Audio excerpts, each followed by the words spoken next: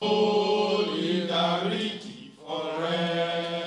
over the world, when demands made by labor unions to change an adverse policy or seek better welfare and working conditions for their members are ignored, the next resort is a strike action.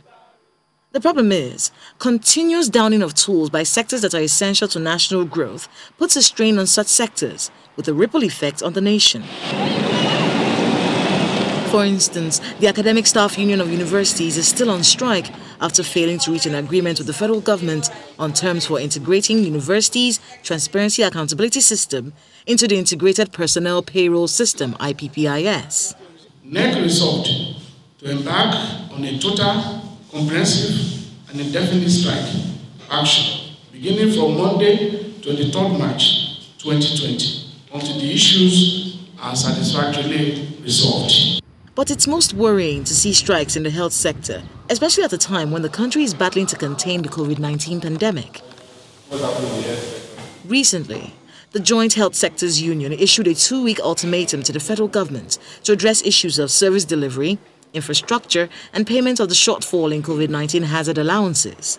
Where the unthinkable happens, as procedural people, we will give a very short notice within the ambits of the law, and then we'll mobilize our people to prepare for a very, very pointed industrial action.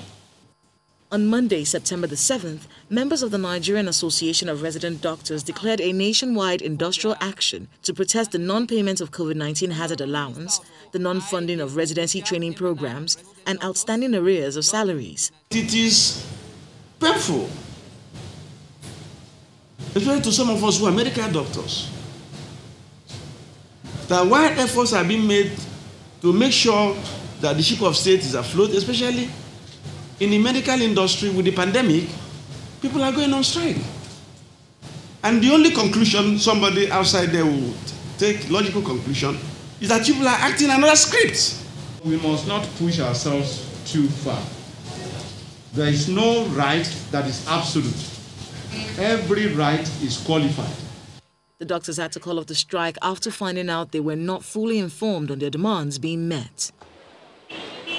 With these strikes placing a strain on the economy, the president instructs the Minister of Labour to meet with organized labour immediately and find a lasting solution to these lingering issues.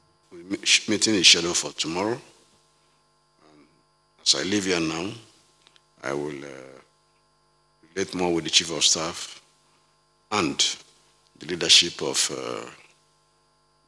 the two congresses, the labor federations in Nigeria for today. So talk with them and do this meeting tomorrow. Industrial actions are a democratic tool and probably among the most effective ways of stressing employee grievances. But constant